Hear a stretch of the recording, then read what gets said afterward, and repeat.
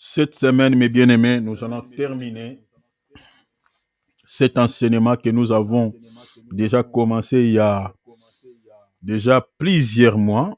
Donc, nous sommes en train de parler sur la guerre de génération. Donc, nous allons mettre un point virgule sur cet enseignement par la grâce de Dieu. Alors, veillez vraiment à ce que je vais dire pendant, mes bien-aimés, pendant cette semaine, parce que, en tout cas, de gré ou de force, je crois que par la grâce de Dieu, cette semaine, nous allons finir cette thématique, donc sur la guerre des générations. Alors, je crois que peut-être je vais faire aussi quelques synthèses, je vais réunir quelques points, quelques éléments que j'avais laissés. Je vais emballer ça du coup pour pouvoir mettre un point virgule sur ce thème. Donc, suivez-moi vraiment avec acuité, avec beaucoup d'attention. Vraiment, s'il vous plaît, je vous en supplie, mes bien-aimés, par les compassions du Seigneur Jésus-Christ, suivez-moi très bien. Parce que nous allons mettre un point virgule cette semaine. Après cette semaine, je crois la semaine d'après, ça sera déjà le 2 janvier. Comme je vous avais promis ici, il y aura un autre orateur qui va nous parler sur les bilans. Donc, je suis en train de vous informer déjà. Donc, parlez aux gens et donner l'invitation aux autres personnes de pouvoir, mes bien-aimés, assister, mes bien-aimés, que ce soit cette semaine, bien évidemment, avec moi, mais la semaine d'après aussi avec cet homme de Dieu, comme je vous avais dit, qui prêche la parole tellement bien parce que je l'ai déjà écouté, c'est quelqu'un que je connais. Voilà, si je dis comme ça, parce qu'il y a d'autres personnes, en tout cas, il y a quelques soucis avec la prédication parce que quand vous vérifiez dans les Écritures, vous ne voyez pas ce qu'il dit. Donc, la personne donne ses pensées et l'en fait comme, voilà, l'a fait comme la parole, l'a fait comme si c'est la pensée de Dieu, au fait. Alors, cet homme de Dieu, c'est un homme de Dieu qui parle tellement bien par la grâce de Dieu. Donc, vous allez l'écouter, vous allez l'entendre. C'est un évangéliste, mais c'est un prophète. Donc, voilà. Donc, vous allez écouter. Je ne vais pas faire trop de commentaires sur son ministère, mais je sais que Dieu l'a donné une grâce un peu particulière. Par la grâce de Dieu, vous serez richement bénis. Il va nous parler sur le bilan pendant 3 jours. Donc, retenez cette date, le 2 janvier déjà, parce que la semaine d'après, après cette semaine, ça sera l'année 2023 par la grâce de Dieu. Alors, il nous parlera pendant 3 jours sur les bilans. Il va parler sur les bilans, sur le plan spirituel et puis sur le plan physique, ce que c'est les bilans. Alors, préparez vos notes, préparez donc vos calepins. Donc, voilà. Donc, soyez là, vous allez noter des points essentiels. Donc, partagez cette invitation avec les autres personnes et vous serez richement bénis. Retenez cette date, n'oubliez pas cela. Alors, il va se connecter en direct avec nous. Donc, ceux qui seront je crois, sur Zoom, vous allez voir, voilà, cet homme de Dieu en image. Donc, il va nous prêcher la parole. Alors, cette semaine, je vais finir avec ce thème sur la guerre de génération. Donc, nous allons toucher directement sur les bilans. Et après les bilans, je crois qu'on va parler sur un autre numéro. Alors, je vais faire une petite récapitulation par rapport à ce qu'on avait déjà parlé la semaine dernière. Je crois je toucherai ce qu'on avait partagé le vendredi, le vendredi dernier de la semaine auquel on avait partagé la parole. Alors, on avait partagé sur beaucoup de choses, mais je toucherai ici sur quelques types d'armes qu'on avait partagées, qu'on retrouve dans la parole de Dieu. On avait dit tantôt que nous avons au moins type d'armes qu'on retrouve dans la Bible. Nous avons des armes offensives et des armes défensives. Et nous avions expliqué que les armes offensives, ce sont les armes d'attaque. Ce sont les armes par lesquelles nous utilisons pour pouvoir attaquer l'ennemi. Vous voyez? Donc, dans les combats spirituels, on attaque aussi. On fait aussi l'offensive. Mais on ne fait pas seulement l'offensive, mais on utilise aussi des armes de défense. Ouais, des armes de protection, parce que l'ennemi aussi utilise des armes offensives. L'ennemi utilise aussi des armes défensives. On avait vu ça chez Goliath. Hein? Donc, vous vous rappellerez, on avait vu ça chez Goliath. Goliath avait la cuirasse, avait ça c'est l'arme défensive, pardon. La cuirasse, il avait aussi la chaussure, hein, les armes défensives, il avait les casques, il avait les boucliers, vous voyez, il avait tout ça. Il avait aussi des armes offensives, il avait l'épée, il avait les javelots, il avait aussi la lance, il avait tout ça. Vous voyez, donc on retrouve les mêmes armes aussi chez l'ennemi. Vous voyez, sauf que Goliath n'avait pas la ceinture, donc il manquait la ceinture. Vous voyez, alors nous aussi, nous avons les mêmes armes. Donc, c'est-à-dire, dans les combats spirituels, ce n'est pas seulement nous qui offensons, l'ennemi aussi fait aussi l'offensive. Ce n'est pas seulement nous qui font l'offensive, l'ennemi aussi fait la même chose. Nous utilisons des armes défensives, l'ennemi utilise aussi les armes défensives. Voilà pourquoi depuis que vous avez commencé à attaquer ces sorciers-là, vous attaquez ces messieurs-là qui vous combattent matin, midi, soir, ils ne meurent pas. Parce qu'ils ont aussi des armes défensives. Ils se protègent aussi. Ils ont aussi quelques protections. Vous voyez? Donc, c'est ça ce qu'on avait vu chez Goliath. Alors, vous devez comprendre que ces deux types d'armes nous servent à pouvoir, mes bien-aimés, combattre, pour pouvoir remporter la victoire. Alors, nous avons cité les armes offensives, comme je viens de dire tout à l'heure, qui ne sont rien d'autre que l'épée, les javelots, la lance, l'arc avec des flèches, et puis l'épée, tout ça. Alors, les armes offensives ne parlent que de la parole de Dieu. Représentent tout simplement la parole.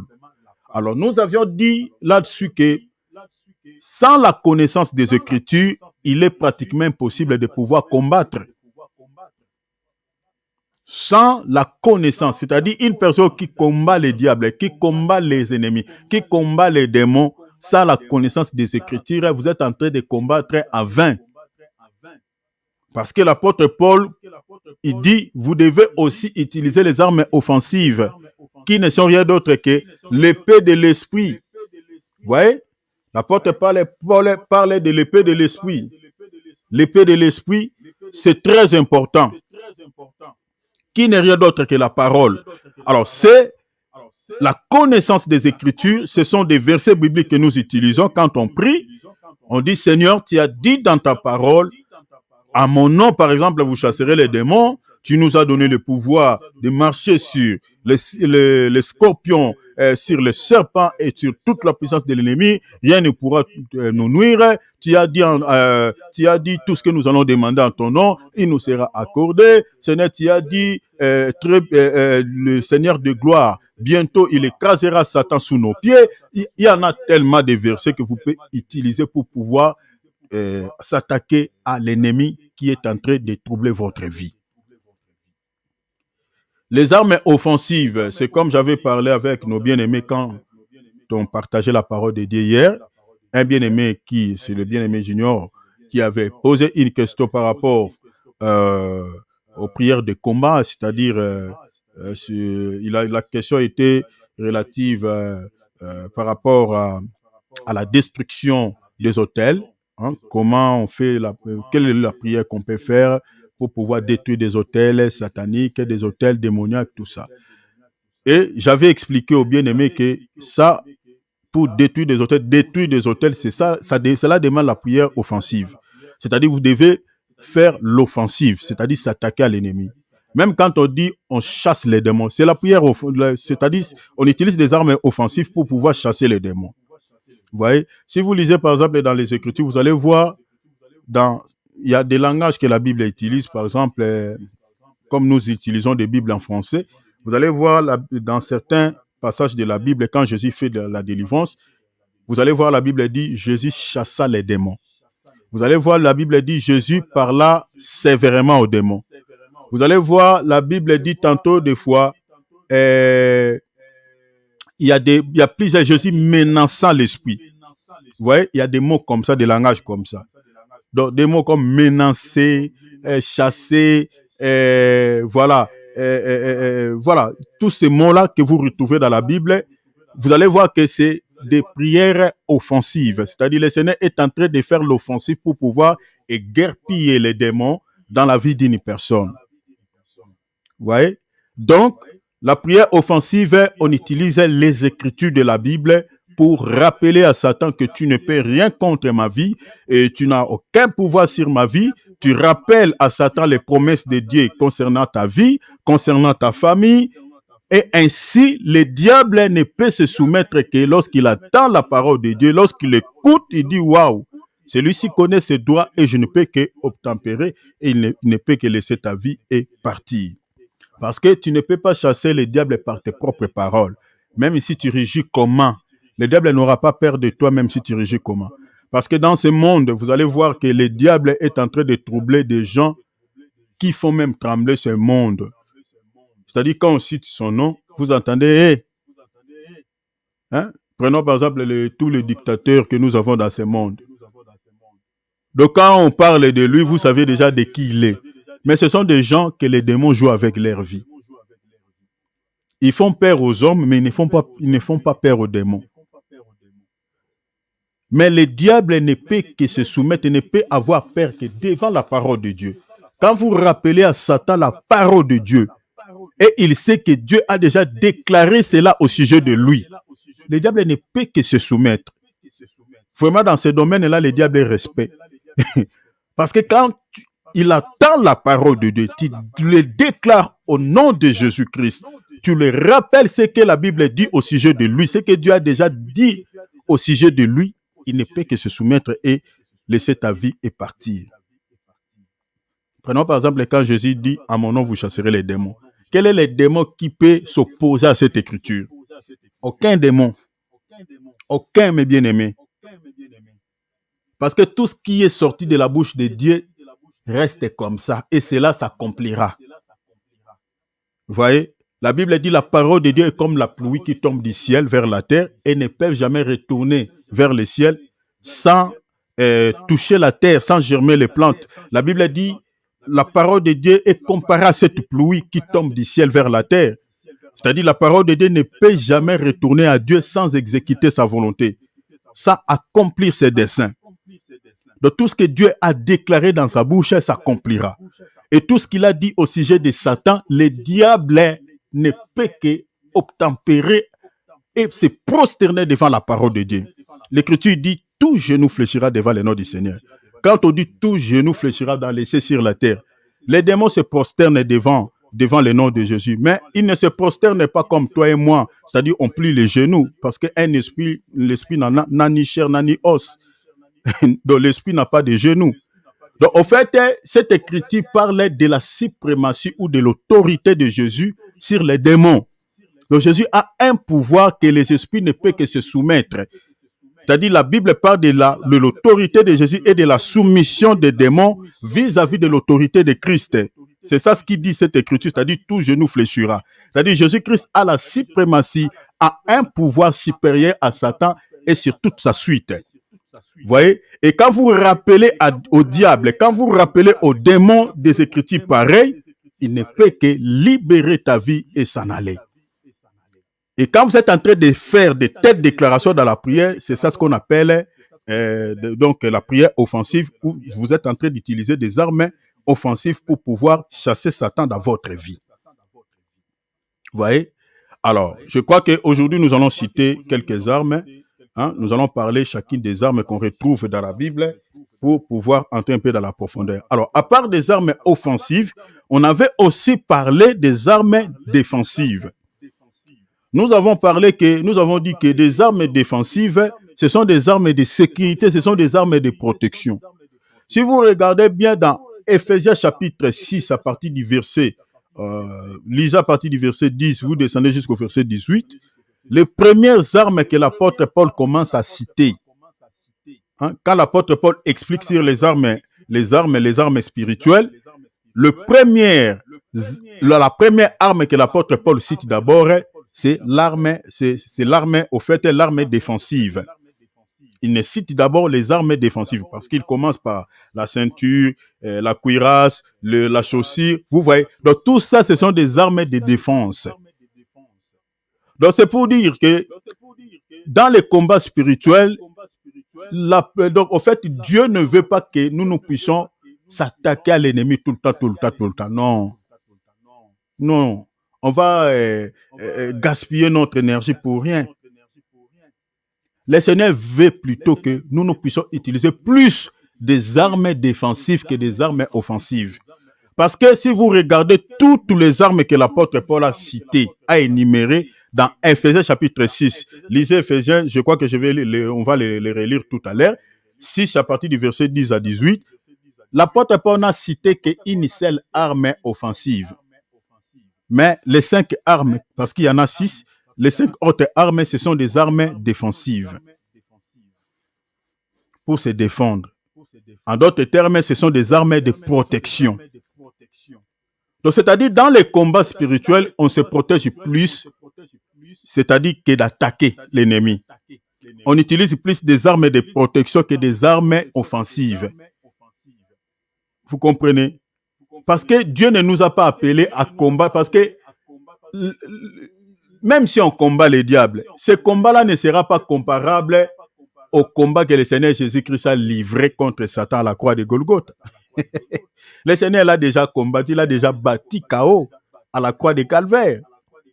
Vous voyez?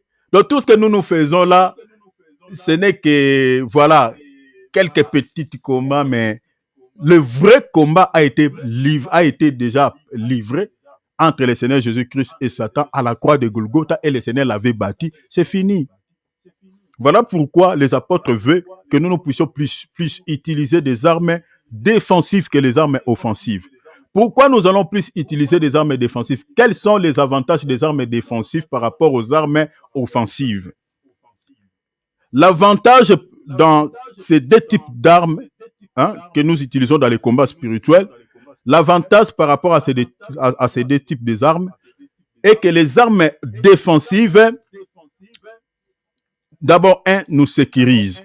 Et quand nous sommes dans la sécurité, quand nous sommes protégés, mes bien-aimés, le diable peut faire tout ce qu'il veut. Les démons peuvent faire tout ce qu'ils veulent, mais bien aimé, ne nous atteindra pas. Je donne un exemple pragmatique. Prenons par exemple, vous êtes dans une maison bien protégée. Vous êtes dans une maison, par exemple, bien sécurisée, où il y a des antivols bien sécurisés. Les voleurs peuvent venir. Ils font tout pour pouvoir percer, pour pouvoir entrer. Toi, tu sais que ma parcelle ou ma maison est bien sécurisée. Tu n'auras peur de rien. Rien, tu sais qu'ils n'entreront pas. Donc, tu vas dormir, tu sais qu'ils n'entreront pas. Donc, tu ne vas pas pouvoir se poumonner pour pouvoir s'attaquer à eux. Donc, la sécurité, là, déjà, c'est une arme qui te protège. Les antivols, là, c'est déjà une arme qui sécurise ta vie. Et à quel moment on fait l'offensive? Quand l'ennemi brise, par exemple, ta clôture, il brise, par exemple, voilà, ta sécurité pour pouvoir percer dans ta vie, à ce moment-là, toi, tu vas faire quoi? Tu vas faire maintenant l'offensive. Tu vas utiliser des armes offensives pour pouvoir les chasser hors d'état de nuire. Vous voyez? Mais du moment où tu es protégé, tu es sécurisé, mes bien-aimés, même tel que nous sommes là, si tu sais que toi, tu dors dans ta maison et que tu entends là-bas, les voleurs sont en train de circuler, tant qu'ils n'ont pas percé ta maison, toi, tu ne vas pas aller les attaquer. Je ne sais pas si je me fais comprendre. Donc ici, je suis en train de nous montrer l'importance des armes défensives aux armes offensives. Vous voyez? L'importance de ces armes de sécurité par rapport aux armes d'attaque. Parce qu'aujourd'hui, les chrétiens font beaucoup plus de prières, de combats. Ils attaquent plus aux sorciers, ils s'attaquent plus aux démons, ils s'attaquent plus à Satan. Mais bien aimé, les esprits ne se fatiguent pas. On avait vu ça ici. Ils sont inlançables. Ils ne se soufflent pas. Ils ne se fatiguent pas. Tu peux chasser un démon le matin par le feu. Il crie, il part. Ne pensez pas qu'il est parti pour du bon. Non, Jésus a dit, il rentre encore. Matthieu chapitre 12, verset 44. Il retourne. Donc tu peux faire des jeûnes et prières efficaces, tu les chasses, ils partiront. Mais sachez-les qu'ils reviendront. C'est ça ce que le texte dit. Matthieu 12, verset 44. Maintenant, s'ils trouvent que tu es protégé, ils n'entreront pas. Ils vont aller chercher encore les autres plus méchants que eux. Ils viendront encore. Malgré les attaques qu'ils avaient reçues. C'est comme ça les esprits fonctionnent. Voilà pourquoi les conseils de l'apôtre Paul, il veut que nous puissions plus utiliser des armes de protection que de s'attaquer aux démons, de s'attaquer aux sorciers. Combien de fois nous avons brûlé les sorciers par des faits ici? Fait. Il crie, Il va se reposer pendant 2, 3, 4 jours. Après, ils reviendront encore. C'est comme ça que le monde des ténèbres fonctionne. Mais quand tu utilises, par exemple, des armes défensives, des armes de protection, à ce moment-là, toi, tu ne vas pas attaquer, mais les armes-là qu'ils utilisent, c'est ça ce qui va te protéger. C'est pour cela que vous allez voir dans la Bible, dans 1 Jean, notez cette écriture, hein, dans 1 Jean chapitre 5, verset 18, la Bible dit, celui qui est né de Dieu se garde lui-même. Vous voyez la protection, c'est garde, la protection. En d'autres termes, se protège lui-même ou se sécurise lui-même. Pour se sécuriser, il faut utiliser des armes. Et la Bible dit, et les malins ne les touchent point. J'aimerais qu'on lise cette écriture. J'aimerais qu'on lise ça. Lisons 1 Jean. Je suis en train de vous montrer l'importance des armes défensives aux armes offensives. Parce que on gêne des fois trop, on combat des fois Satan, surtout comme nous sommes à la fin d'année, à la fin de l'année 2021 ici. Il y a pas mal de jeûnes et prières qui se font dans les assemblées. Les gens se réfugient dans des jeûnes et prières parce qu'ils savent qu'à la fin de l'année, voilà, le monde des ténèbres aussi vont se festoyer. Ils vont se festoyer avec quoi? Avec des chairs humaines, voilà tout ça là. Alors les gens se réfugient auprès du Seigneur dans des jeûnes et prières. C'est bien bon, ce n'est pas mauvais. Mais il faut savoir que au lieu d'utiliser plus des armes d'attaque, utilisez plus des armes de protection. Sinon, tu vas toujours, tout le temps maigrir, faire des jeûnes et prières, tout ça, tu maigris. Et puis, bon, lisons d'abord ce passage et puis nous allons commenter. 1 Jean chapitre 5, verset 18. Nous savons que quiconque est né de Dieu ne pêche point. Vous voyez déjà, ne pêche point. Et vous allez voir tout à l'heure, quand je vais commencer à citer chacune d'armes, vous allez voir que toutes ces armes-là que je vais citer, des armes de protection, en résumé, ne parlent que de s'éloigner du péché ou de la crainte de notre Seigneur ou d'une vie de sanctification. Mais j'aimerais citer cela et puis entrer dans les petits détails. C'est important pour que vous compreniez. Mais comprenez déjà ça en grosso modo comme ça. Donc les armes de protection se résument dans la crainte de notre Seigneur ou dans la vie de sainteté. Vous voyez? La Bible dit, nous savons que quiconque est né de Dieu ne pêche point. Mais celui qui est né de Dieu, vous voyez, c'est garde. C'est garder ici, tu peux remplacer le mot garder par protéger ou par sécurité. Vous voyez, se sécurise ou se protège lui-même. La Bible dit quoi? Et les malins. Nous connaissons les malins, non? C'est Satan, c'est les démons, c'est les sorciers, c'est les occultistes. C'est toutes ces personnes-là. Et les malins ne les touchent pas. Ici, la Bible dit les malins ne touchent pas cet enfant de Dieu parce qu'il a attaqué le diable. Non. Parce qu'il est protégé. Vous voyez cela, mes bien-aimés? Parce qu'il est protégé. Il se protège. La Bible dit il se garde. Donc, il se protège. Je ne sais pas si je me fais comprendre, chers enfants de Dieu. Parce que si vous ne comprenez pas cette dimension de combat spirituel, mes bien-aimés, voilà, ici, j'aimerais dire, il y a beaucoup qui échouent dans les combats spirituels. Beaucoup, ils jeûnent, ils attaquent les diables, ils s'attaquent à l'ennemi, ils attaquent, mais ils perdent le combat. Déjà, si vous n'avez pas des armes de protection, vous êtes comme un militaire qui est allé dans un champ de bataille, dans un champ de bataille, pour pouvoir combattre contre le camp adverse. Mais qui n'est pas protégé, mes bien-aimés? Même si tu as des armes sophistiquées, des armes lourdes, si tu n'as pas des armes de défense, les armes de défense, des armes qui peuvent protéger ta vie, ta propre vie, mais je peux dire quoi? Même une arme, je peux dire une arme de chasse, hein, qu'on utilise pour tuer des animaux, voilà les calibres 12. Si on te lance, même si on tire sur toi, ça va te toucher directement parce que tu n'es pas protégé. Vous voyez? Même par une arme blanche, on peut s'attaquer à toi directement et puis c'est fini parce que tu n'es pas protégé. Donc vous comprenez que les armes de protection ou les armes défensives sont hyper importantes d'abord dans les combats spirituels pour pouvoir d'abord se protéger avant de faire l'offensive, avant de s'attaquer à l'ennemi. Voilà pourquoi l'apôtre Paul commence d'abord à citer les armes défensives et à la fin, il va maintenant nous dire, nous pouvons aussi faire l'offensive, s'attaquer à l'ennemi. Donc, quand nous sommes protégés, mes bien-aimés, parce que, comme j'avais dit, il arrive des fois, on dort sans prier.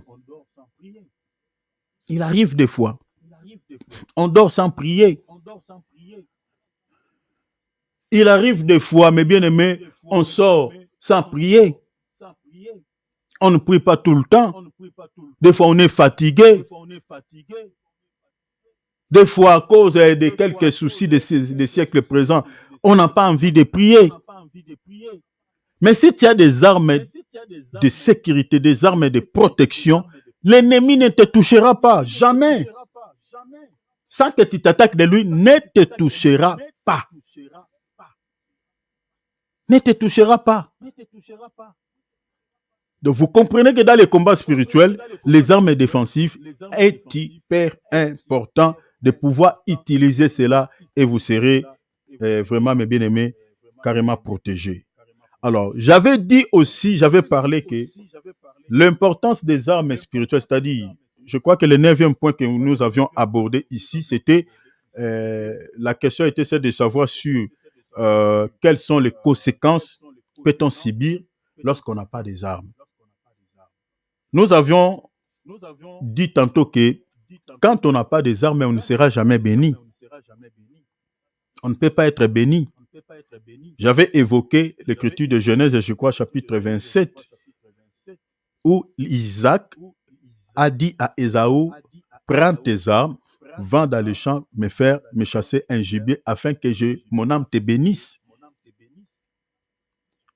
Donc nous avions compris que sans les armes, on ne peut pas être béni parce que le véritable Isaac, selon Galates chapitre 3, verset 16, c'est Jésus-Christ. Et remplacer Ésaü ici, Ésaü c'est un peuple, parce que Ésaü et Jacob c'est deux peuples. C'est l'Israël et les nations. C'est nous. Donc c'est-à-dire Jésus ne peut pas nous bénir, mes bien-aimés, si on n'a pas des armes. Donc Ésaü que j'explique, moi et toi, mes bien-aimés, si on n'a pas des armes, on ne peut pas être béni. On ne peut pas être béni parce que la bénédiction est conditionnée. Prends tes armes, tu vas utiliser tes armes dans les champs de bataille. Ainsi, moi, je te bénirai. La bénédiction de beaucoup de chrétiens sont bloquées parce que ces chrétiens-là n'ont pas des armes. La bénédiction de plusieurs chrétiens sont bloqués dans le monde des ténèbres. Pourquoi? Parce que ces chrétiens-là n'ont pas des armes pour pouvoir se défendre afin d'arracher leur bénédiction. Vous voyez? La bénédiction ici, ça peut être ta finance, ça peut être ta santé, ça peut être ton mariage, ça peut être ton bonheur, ça peut être ta paix, ça peut être ta joie. Donc tout ce qui fait ton bien, c'est ça ta bénédiction. Et lorsque le diable te vole la paix ou te vole la santé, pour récupérer cette santé, il faut utiliser les armes spirituelles. Il faut que tu prennes tes armes, tu possèdes tes armes afin de combattre pour récupérer ta santé que le diable a volée. Ton mariage est bloqué, ta maternité est bloquée. C'est une bénédiction que Dieu t'a donnée. Mais cette bénédiction, l'ennemi l'a bloquée. Pour pouvoir arracher cette bénédiction, il faut porter les armes. Donc nous avions expliqué que sans les armes, on ne sera jamais béni. Voilà pourquoi beaucoup de chrétiens qui n'ont pas des armes et leurs bénédictions sont bloquées.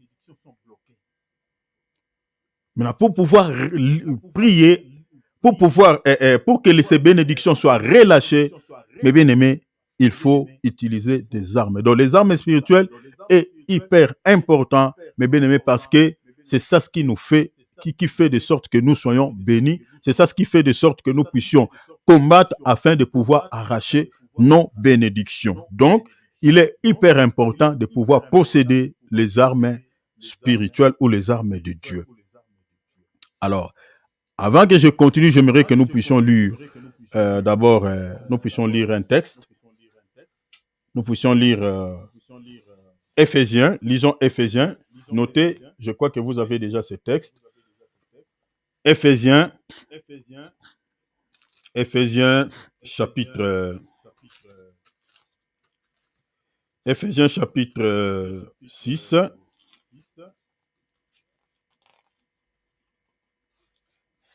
Éphésiens chapitre 6.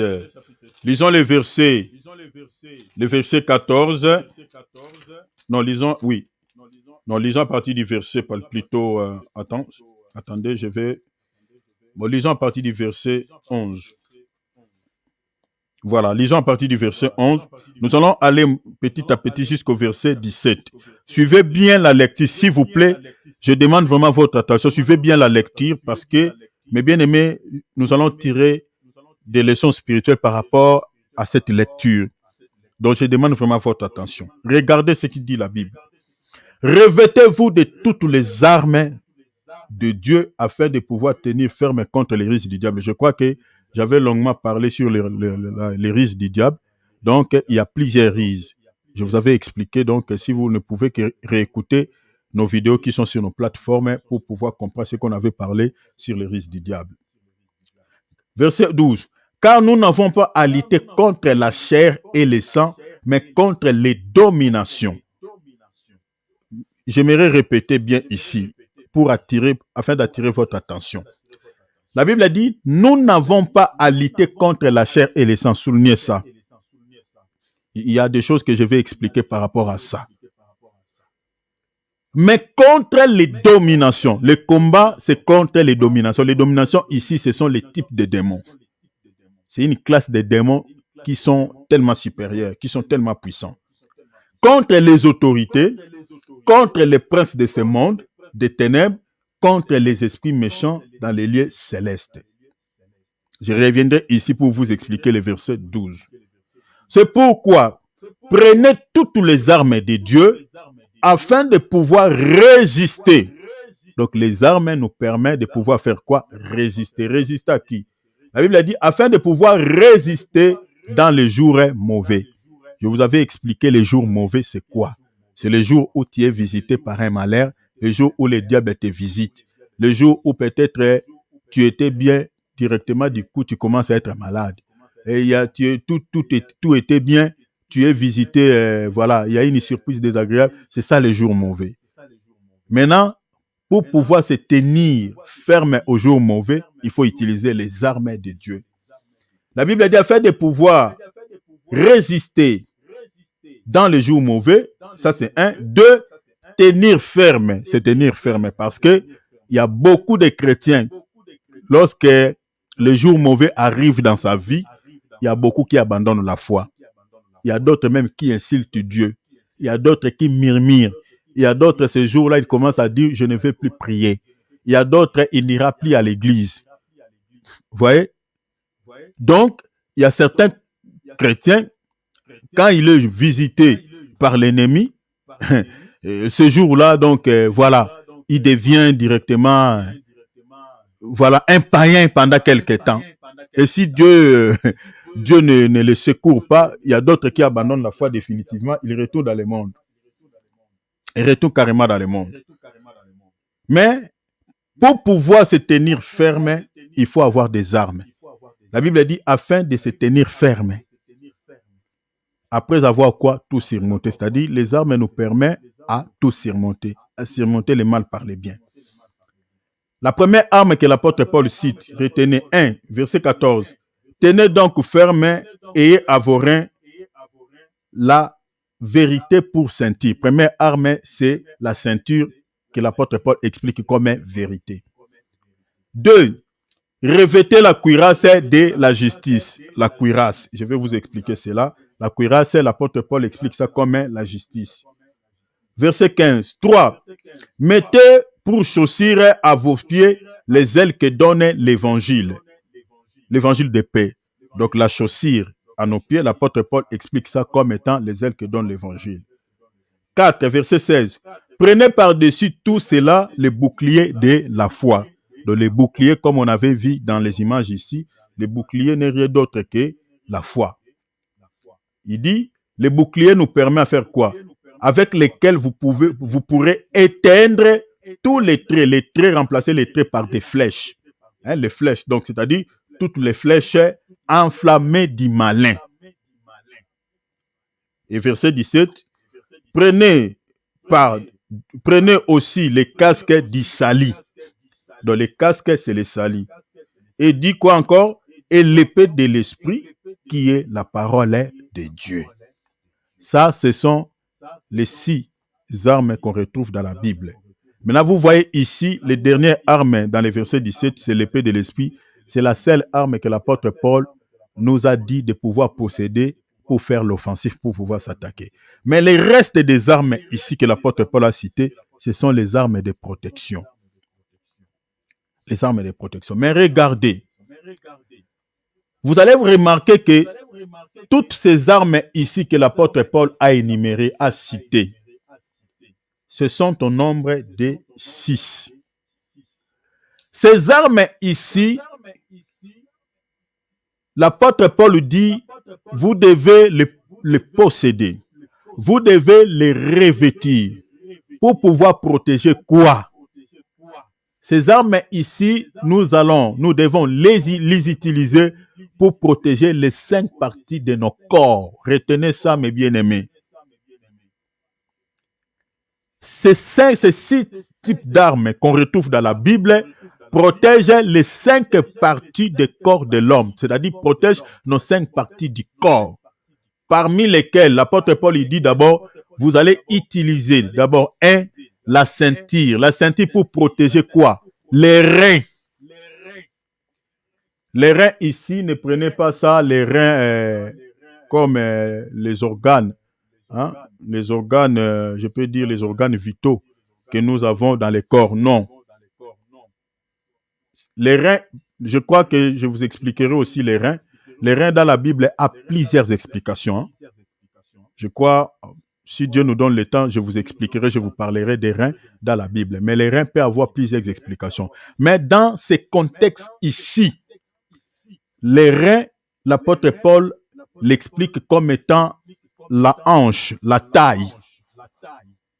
C'est ça ce que vous devez retenir. Mais les reins peuvent parler d'autres choses dans la Bible. Je vous expliquerai, je vous donnerai même des écritures à l'appui. Vous allez voir que les reins peuvent expliquer d'autres choses dans la Bible. Mais par rapport à cette écriture, les reins expliquaient la taille ou la hanche.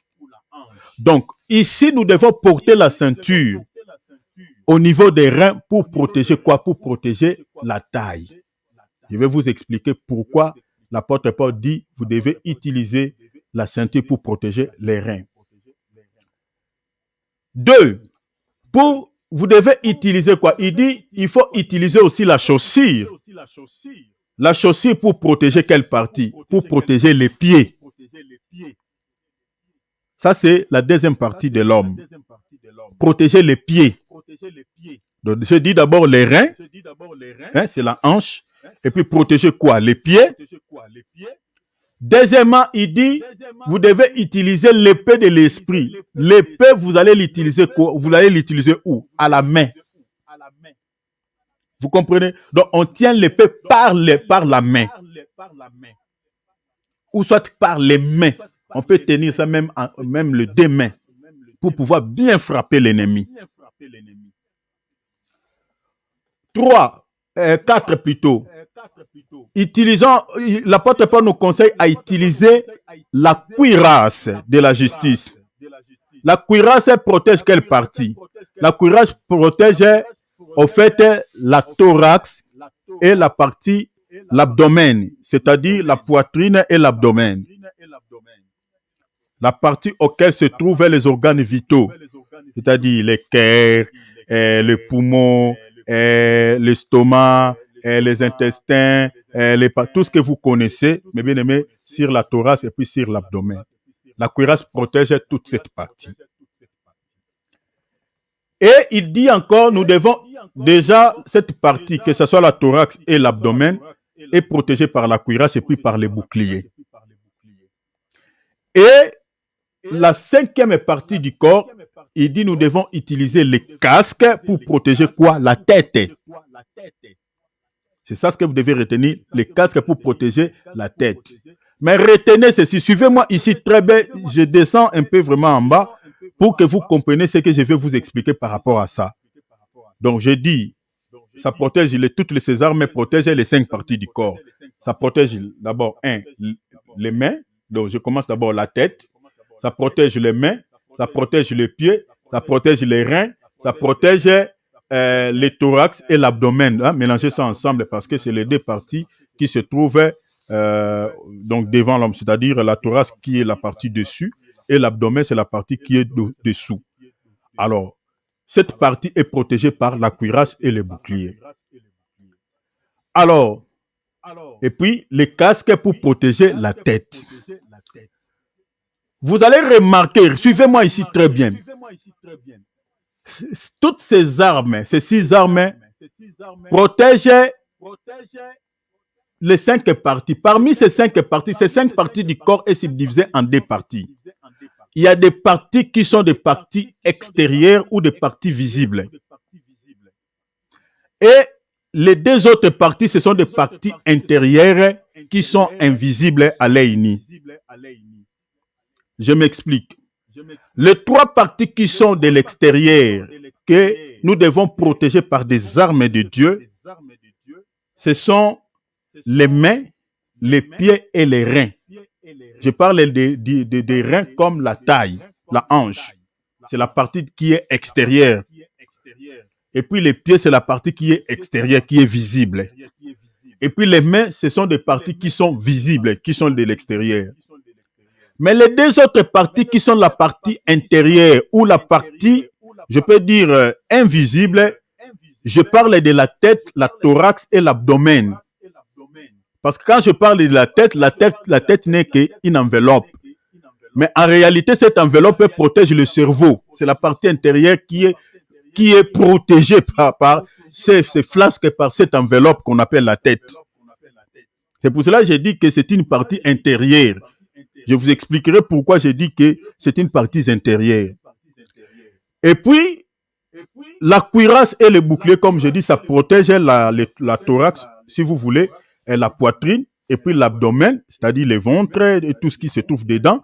C'est-à-dire, vous allez voir que la thorax, que ce soit la partie, l'abdomen, en fait, cette enveloppe que Dieu a mis dessus, c'est juste pour protéger les organes vitaux qui se trouvent à l'intérieur du corps, que je vous ai cité tout à l'heure, parmi lesquels nous avons le cœur, nous avons voilà, les poumons, nous avons l'estomac, nous avons voilà, tous ces organes vitaux que vous connaissez à l'intérieur de l'homme. C'est pour cela que j'ai dit que des armes spirituelles protègent les 5 parties, mais parmi ces 5 parties, nous avons les 3 parties qui sont des parties extérieures ou visibles, et les parties qui sont intérieures, des parties invisibles. Que nous devons utiliser ces armes pour protéger ces 2 parties du corps, les parties extérieures et les parties intérieures. Je pense que je me fais comprendre. Et les parties extérieures, je réitère, je dis que ce sont les mains, les pieds et les reins. Les reins, je parle de la hanche. Et puis, les parties intérieures, je parle de la tête, la thorax et l'abdomen. L'abdomen, C'est-à-dire, quand je parle de la tête, je parle du cerveau. Donc, ne prenez pas la tête comme elle a cette enveloppe qui est dessus. Je parle du cerveau. Et la partie touristique, hein, et puis l'abdomen, c'est protéger plus ceux qui sont à l'intérieur. Donc, ne prenez pas le thorax comme la poitrine devant, dessus, comme ça. Mais c'est plus la partie intérieure qui est protégée par cette enveloppe. Il y a un pourquoi je suis en train d'insister comme ça. Et je crois que quand nous allons développer, expliquer chacune des armes, vous allez comprendre, mes bien-aimés, ce que je suis en train de dire. Alors, vous comprenez que les armes auxquelles nous utilisons, c'est pour protéger les parties extérieures de nos corps et les parties intérieures. Cela veut dire quoi? Cela veut dire tout simplement que quand l'ennemi vient nous combattre, quand le diable vient s'attaquer à nous, mes bien-aimés, le diable s'attaque à nous dans ces deux dimensions. C'est-à-dire, le diable peut nous attaquer sur le plan spirituel, tout comme sur le plan physique. Le diable peut s'attaquer à nous de manière extérieure. Quand je dis de manière extérieure, c'est-à-dire de manière physique. Et puis, il peut s'attaquer à nous quant à notre intérieur. C'est-à-dire, quand je dis l'intérieur, c'est-à-dire sur le plan spirituel, parce que je dis l'intérieur par rapport à l'invisible. Parce que quand je suis en train de parler des mains, les pieds, les reins, ne prenez pas ça, ce sont des langages allégoriques. Mais vous allez comprendre ce que c'est les mains, ce que c'est les pieds, ce que c'est les reins, ce que c'est le cerveau, pourquoi la tête, pourquoi le thorax et l'abdomen. Ne prenez pas ça des parties physiques. Il faut comprendre déjà que l'Église, mais bien aimé dans son sens étymologique, selon la Bible, l'Église est représentée comme un corps. Le corps d'un être humain. La Bible dit nous sommes des membres. Vous voyez déjà l'essence, ce que la Bible explique par rapport à l'Église. Il faut comprendre ça comme ça. Donc ne prenez pas ça les mains physiques, il faut protéger nos mains physiques, nos pieds. Non. Donc, nous utilisons les langages, c'est-à-dire nous prenons des exemples pragmatiques ou des exemples de la nature pour parler de choses spirituelles. C'est ça ce que vous devez comprendre. Alors, donc, le diable, quand il s'attaque à nous, donc il peut s'attaquer à nous de manière extérieure. Quand je dis extérieure, c'est-à-dire de manière physique.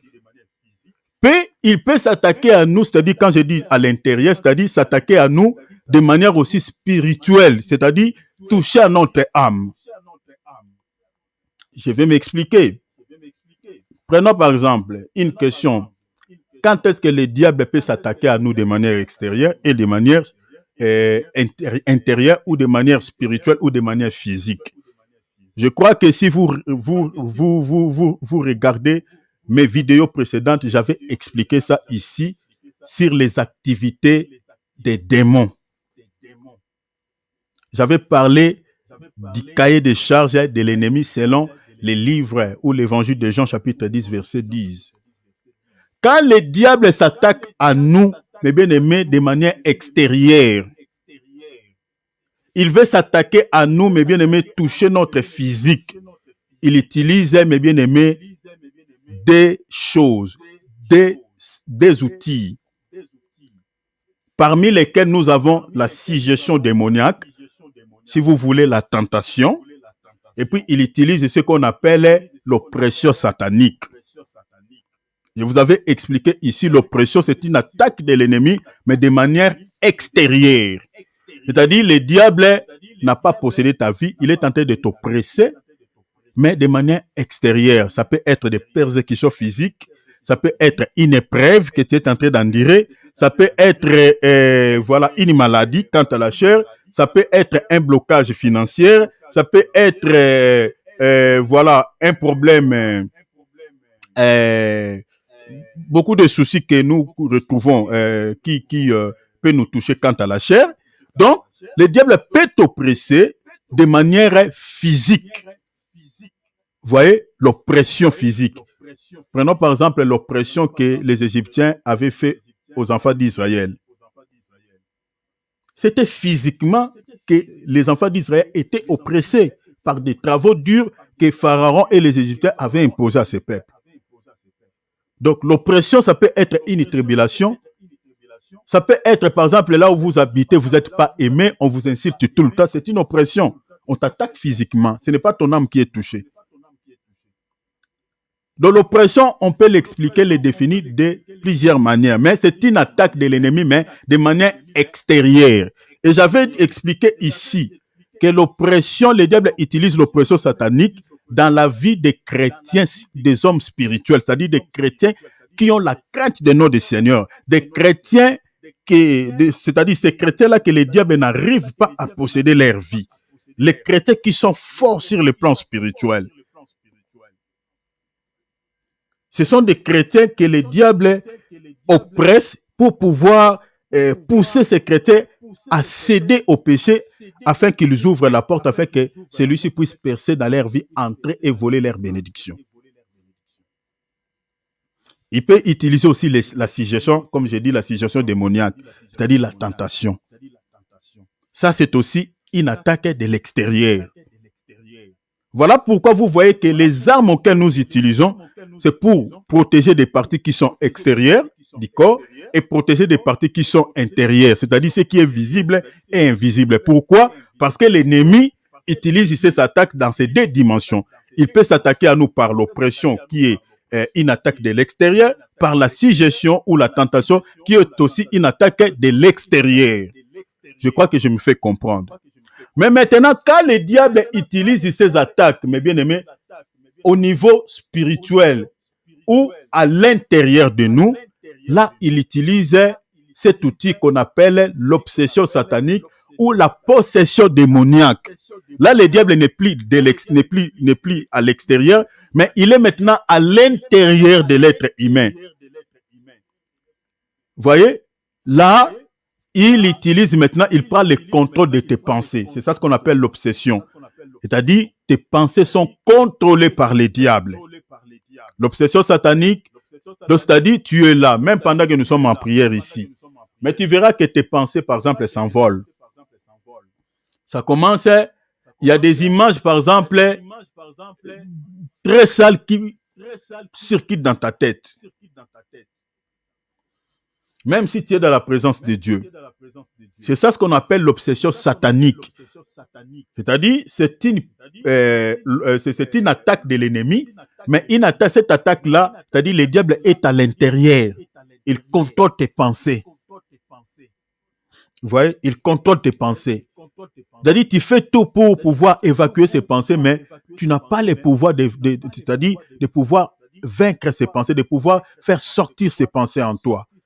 Parce qu'il y a un esprit qui est à toi, qui contrôle tes pensées, qui t'impose des images que tu ne veux pas. Vous voyez? L'obsession. Ça, c'est une attaque de l'intérieur. Et puis, il y a la possession démoniaque. La possession démoniaque, ça, c'est encore grave.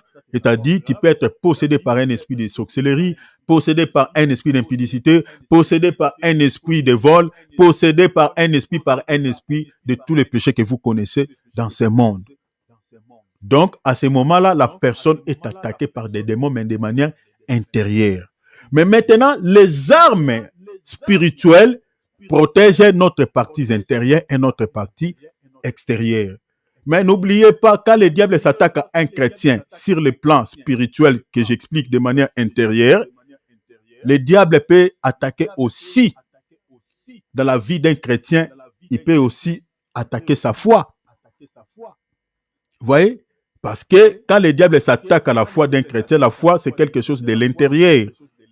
Parce que la foi, c'est dans l'âme, c'est dans l'esprit. Et quand le diable attaque la foi des chrétiens, comment est-ce que tu sauras que le diable a attaqué ma foi? C'est lorsque tu commences, par exemple, à avoir peur dans la vie. Vous voyez? Tu commences à avoir peur peut-être par rapport à ta santé. Tu commences à avoir peur par rapport à quelques réalités de la vie. Tu commences à avoir peur peut-être par quelque chose, alors qu'avant, tu n'avais pas peur de cela. Mais à un certain moment, tu commences à trembler, à avoir peur. Voilà, la peur a envahi ton cœur. À ce moment-là, tu es attaqué, le diable attaque ta foi. Vous voyez? Parce que quand le diable attaque la foi d'un chrétien, il sème la peur, il sème le doute. Tu commences à douter de Dieu, tu commences à douter de la prière. Il sème même l'incrédulité. On peut faire même une prière pour toi, tu ne crois plus. Vous voyez? à ce moment-là, vous êtes attaqué par les diables et l'ennemi s'est attaqué de vous. Il est entré à l'intérieur de ta parcelle ou de ta maison, que j'explique ton corps, et il t'enlève la foi. Vous voyez? Maintenant, ce qui peut protéger maintenant ton intérieur, ce sont les armes que nous utilisons, les armes de Dieu, qui peut protéger, par exemple, la thorax est protégée par la cuirasse et le bouclier de la foi. Vous voyez cela, mes frères et sœurs? Donc, le diable peut attaquer aussi l'intérieur d'un chrétien, peut enlever la paix. Rappelez-vous dans Apocalypse chapitre 6, le cheval pâle qui était sorti, l'objectif c'était quoi? Le cheval là qui était un démon, Satan, le diable, son objectif c'était quoi? D'égorger les gens et puis de pouvoir enlever la paix dans les cœurs des gens. Vous voyez? Quand vous ne sentez plus la paix, mes bien-aimés, à ce moment-là, sachez que le diable vous a attaqué, mais de manière spirituelle, c'est-à-dire à l'intérieur de vous. Donc, il faut augmenter la vie de prière. Vous voyez? Il y a mes bien-aimés, s'il y a des choses, on peut manquer tout dans la vie, mais il y a des choses qui sont indispensables et que Dieu nous donne, nous les chrétiens, malgré nos pauvretés. Le Seigneur ne peut pas priver un vrai chrétien la paix et la joie, même s'il ne mange pas, même s'il est malade. Ça, vraiment, c'est ça ce que Dieu donne à tous les chrétiens. Le Seigneur met toujours la paix à notre disposition. Regardez, si vous lisez même dans Jean chapitre 27, 14, verset 27, il dit quoi? Je vous laisse ma paix, je vous donne ma paix, je ne vous la donne pas comme le monde la donne. Regardez à la fin, il dit que votre cœur ne se trouble point et ne s'alarme point. C'est-à-dire, il y a un certain moment que le diable cherchera à pouvoir troubler nos cœurs, troubler nos âmes. Mais le Seigneur a mis sa paix à notre disposition pour que nos cœurs ne soient pas troublés. Vous voyez? Or, la paix là, c'est, au fait, si vous lisez parmi les armes que Dieu nous a données, il y a une arme qui protège, mes bien-aimés, notre partie thoracique et la partie abdomen, pour que la paix de Dieu demeure dans nos cœurs. C'est-à-dire, c'est la cuirasse de la justice et le bouclier qui protègent cette partie, pour que le diable ne puisse pas percer nos cœurs. Le diable peut toucher aussi notre vie spirituelle ou pour pouvoir toucher notre intérieur en volant quoi? La joie, pour s'aimer des tristesses. Peut aussi voler la vie de prière d'un chrétien. Ça, c'est aussi de manière spirituelle. Vous voyez? Alors, donc, vous voyez que tout ça, c'est ça ce que l'ennemi peut faire dans la vie d'un chrétien. Je vous donne par exemple une écriture. Vous allez comprendre que le diable peut, donc c'est-à-dire, il utilise son attaque dans ces deux dimensions.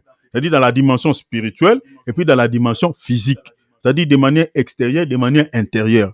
Voilà pourquoi les armes, j'insiste et je répète que les armes spirituelles protègent les deux parties de nos corps, c'est-à-dire des parties extérieures que j'ai expliquées, que j'ai énumérées tout à l'heure, c'est-à-dire les mains, les reins qui est l'hanche, et puis les pieds, et puis la tête, c'est-à-dire je parle du cerveau, et puis la partie, le thorax, et puis l'abdomen, c'est-à-dire je parle des organes vitaux. Ça protège ces parties-là. Mais ne prenez pas ça des parties du corps physique. Mais c'est un langage que nous utilisons pour parler des choses spirituelles. Alors, ces armes-là protègent ces deux parties pour expliquer que les combats ou les attaques de l'ennemi utilise ces attaques dans deux dimensions, c'est-à-dire dans la dimension spirituelle et puis dans la dimension physique. Prenons par exemple cette écriture. Beaucoup connaissent ce passage. Il me reste 5 minutes et puis je vais m'arrêter. Prenons par exemple Psaume. Allons-y dans Psaume. Psaume chapitre 91. 91, hein, comme disent les Français, ancien Nicole et Babette. Voilà. Prenons Psaume chapitre 91 ou 91, versets 5 à 6. Regardez, vous allez comprendre ce que je dis. Lisons les versets 5 et 6 seulement. La Bible a dit, tu ne craindras ni les terreurs de la nuit. Soulignez cela. Les terreurs de la nuit. Et puis la Bible a dit, ni les flèches qui volent le jour. Vous voyez, on parle de la nuit et le jour. Ni la peste qui marche dans les ténèbres, donc c'est-à-dire la nuit. Ni la contagion qui frappe en plein midi. Donc vous voyez ici, on nous parle du mode opératoire de l'ennemi. Comment est-ce que l'ennemi opère? Il opère la nuit et puis il opère le jour. Or, la nuit et le jour dans un autre langage ou dans un langage spirituel, ça parlait, quand on parle de la nuit, c'est-à-dire pendant que, c'est-à-dire dans l'invisible ou dans la spiritualité, de manière cachée, parce que la nuit, on ne voit pas. Je peux vous donner, par exemple, une écriture pour que vous compreniez ce que je dis. Prenons, par exemple, Matthieu chapitre 13, verset 25. Quand l'ennemi était venu s'aimer, et était venu pour pouvoir s'aimer livrer, il a s'aimé livrer à quel moment? La nuit. La Bible a dit pendant que les gens dormaient. Or, le sommeil dont on parle là-bas, ce n'est pas le sommeil physique. Pendant que les gens dormaient, c'est-à-dire c'est le sommeil spirituel. C'est-à-dire quand le diable sème la nuit, c'est-à-dire c'est sur le plan spirituel qu'il sème la nuit. C'est-à-dire dans les ténèbres et dans la spiritualité, parce que la nuit, on ne voit pas. Quand quelque chose tombe la nuit, on ne voit pas. Vous voyez? C'est-à-dire dans la spiritualité, parce que là, on ne voit pas.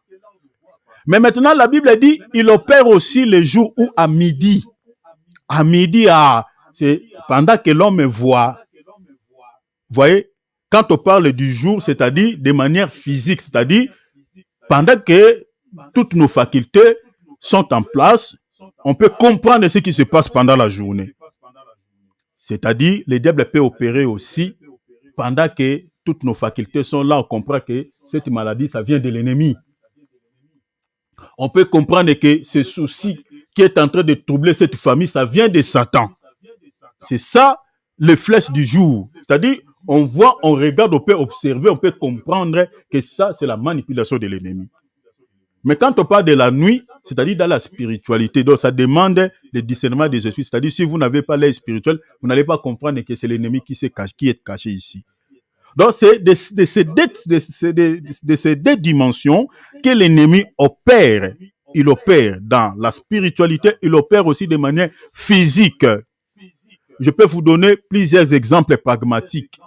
Sur le plan spirituel, comme je vous ai dit, il peut attaquer à la foi, il peut attaquer à notre vie spirituelle, notre vie de la méditation de la parole, notre vie de jeûne et prière. Il peut s'aimer le sommeil spirituel. Là, il attaque sur le plan spirituel. Il peut s'aimer l'incrédulité, des doutes et des tristesses dans la vie d'un chrétien. Il peut s'aimer beaucoup de choses sur le plan spirituel dans l'âme d'un chrétien.